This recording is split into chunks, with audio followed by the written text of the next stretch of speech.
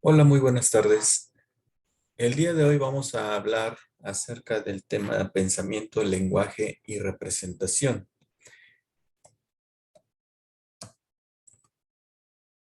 El- Antes de eso vamos a hablar un poco acerca de la cognición, que son funciones, procesos o estados mentales que tienen un enfoque particular en procesos tales como comprensión, toma de decisiones, planificación y aprendizaje. Y este a su vez se va a conectar con el pensamiento, que se va a caracterizar porque este va a operar mediante representaciones mentales en donde van a intervenir los conceptos, los símbolos y las imágenes. A su vez, este se conecta con el lenguaje, el cual se va a tratar de un conjunto de signos, tanto orales como escritos, que a través de su significado y su relación van a permitir la expresión y la comunicación humana.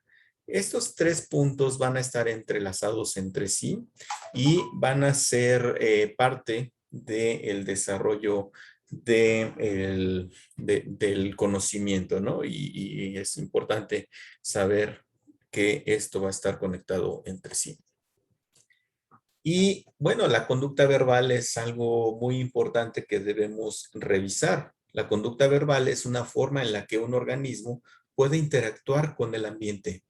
Es decir, a través de esto lo puede alterar y a su vez el mismo ser alterado. De hecho, Skinner hace énfasis en este concepto y dice que se presta para abordar la interacción lingüística entre las comunidades y también nos indica que el término de conducta de habla no es adecuado porque la palabra habla pues no es el adecuado para los análisis del campo de la psicología. Pues bien, este es exclusivo solamente a lo vocal. Por lo tanto, se debe emplear la palabra verbal, ya que este concepto es más amplio y tiene cabida para aspectos como lo gestual, escrito, además de lo hablado. De hecho, se podría decir que la conducta verbal implica un mensaje entre un emisor y un receptor, sin importar el medio.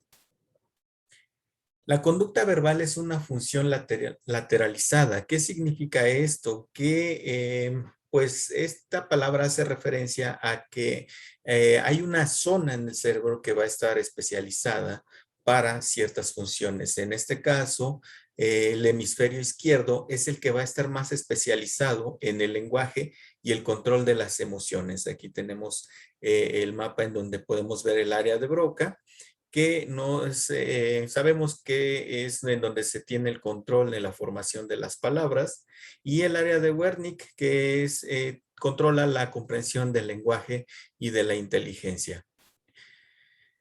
Cuando ocurre un daño y estas zonas son afectadas, entonces pueden venir trastornos acerca del habla y también de la comprensión de palabras, incluso de la lectura.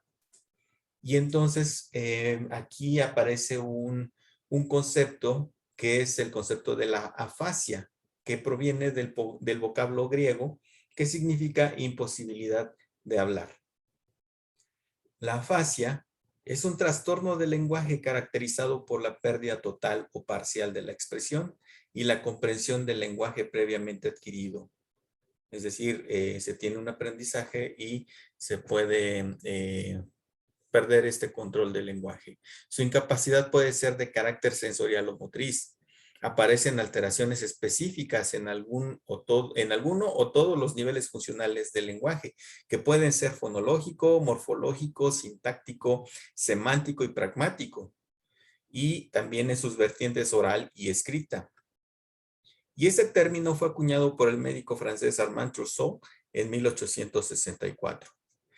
Y esta fascia puede aparecer después de una lesión. Por lo regular se ha visto que algunas personas tienen este trastorno cuando tienen un accidente sí, cerebrovascular, por lo regular, ¿no? Y esta afasia puede afectar en diferentes esferas: la lectura, la escritura, la expresión o la comprensión. En este cuadro vemos un diagnóstico diferencial de los diferentes tipos de afasia que existen. Entre ellos podemos mencionar la afasia de Broca, la de Wernicke, la de conducción global, transcortical motora y transcortical sensitiva. Aquí podemos ver pues los problemas que se presentan de acuerdo al tipo de afasia en el habla, la comprensión, la capacidad de repetición. Puede haber algunos otros signos que se presenten y también nos indica la región afectada. Aquí podemos ver, por ejemplo, el tipo de afasia de Broca, que nos habla que el habla no es fluida ni espontánea. En lo que respecta a la comprensión está conservada en su mayor parte para palabras únicas y oraciones gramaticales simples, mientras que la capacidad de repetición es muy reducida. Puede presentarse hemiparesia derecha del brazo o la pierna. El paciente es consciente del defecto y esto puede llevar a el paciente a que se deprima. La región afectada por lo regular es la corteza frontal posterior izquierda y estructuras subyacentes. Y así podemos ver cada una de ellas. Por ejemplo, el tipo de afasia global. En este caso, el habla es escasa y no es fluida. La comprensión es muy reducida y la capacidad de repetición igual. Se puede presentar hemiplegia derecha y la región afectada es una lesión masiva perisilviana izquierda. Entonces, vean, en este cuadro podemos ver los tipos de afasia que existen, ¿no? Y la región que se afecta y las características. Por otro lado, vemos un cuadro en donde podemos ver que el tipo de afasia puede dar lugar a estos problemas del habla y de la comprensión.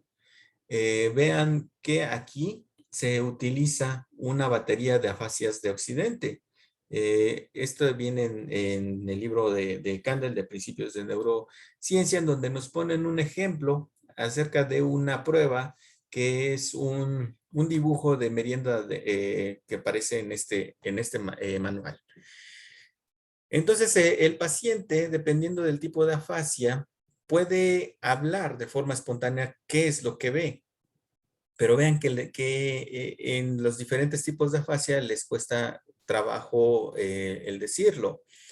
En donde vemos la afasia global, que es la que más afectada está, no hay una habla espontánea. En la comprensión auditiva, cuando al paciente se le dice cuál parece ser el problema, hace gestos y no comprende. Y en la repetición no hay respuesta, no puede, no puede decir la última palabra, ¿no? Por ejemplo, el estímulo, el pastelero estaba contento. En el tipo de afasia de Broca, el paciente sí repite contento. En la fascia de Wernicke no repite, le cuesta trabajo también hacerlo. Y en la fascia global, pues vean, es la que el paciente se ve mucho más afectado, ¿no? También estos problemas pueden llevar, o bueno, los daños en estas áreas puede dar lugar a los trastornos de la lectura, que también va a estar conectado con los trastornos del habla. Y en los trastornos de la lectura, primero tenemos que saber a qué tipo de lectura nos referimos. Cuando hacemos referencia a la lectura global, hablamos que una palabra es familiar para una persona. Esta persona reconoce esa palabra por su grafía y la pronuncia sin problema. La lectura fonética, la persona necesita conocer o reconocer las letras individuales y saber cómo suenan, que es una forma en cómo también esta lectura fonética se utiliza para la enseñanza de la lectura. Y entonces tenemos estos dos tipos de lectura. Cuando hay un trastorno de estos tipos de lectura, también se presentan pues diferentes tipos. Por ejemplo, en este cuadro podemos ver que puede presentarse una alexia pura. Y esa alexia pura nos habla que la lectura global es deficiente y la lectura fonética es deficiente también. Sin embargo, la persona puede escribir. En cambio, en la dislexia directa, la lectura global es buena, la lectura fonética es buena, pero no se pueden comprender las palabras. En el caso de la dislexia de deletreo, la lectura global es deficiente, pero como se reconocen las letras y el sonido de ellas, la lectura fonética es buena. porque puede leer palabras, estas palabras letra por letra. En la dislexia directa, la lectura global es buena, la lectura fonética es buena, pero no se pueden comprender las palabras. Y en este libro de Fisiología de la Conducta, también nos ponen un ejemplo de una persona que le escribe una carta a la doctora, a su doctora, y le agradece porque lo va a recibir, ¿no? Va a tener esta consulta. Pero termina en la carta diciendo que es impresionante que él puede escribir la carta, pero sin embargo, cuando lo quiere leer, ya no entiende qué es lo que dice, no entiende qué fue lo que escribió. Entonces son trastornos de la lectura muy interesantes que pueden estar dados por algún tipo de daño orgánico. Por eso es que es importante comprender mejor el lenguaje para el avance de la neurociencia fundamental. Sobre todo es indispensable para el tratamiento de los pacientes con afasia y con los pacientes que tienen también algún trastorno de la lectura y de la escritura, para que puedan comprender mejor las palabras. Y esto, pues, como se sabe, se da en pacientes que han tenido accidentes cerebrovasculares y traumatismos cráneoencefálicos, generalmente. Por eso es importante realizar este tipo de estudios, bueno, los estudios referentes al lenguaje, a la lectura, a la escritura, para avanzar en la neurociencia y poderle dar solución a los pacientes que sufren de estos tipos de trastornos. Les agradezco mucho la atención. Esta fue una presentación muy rápida, eh, pero espero que les haya servido de algo el escuchar este tipo de trastornos que existen. Muchas gracias.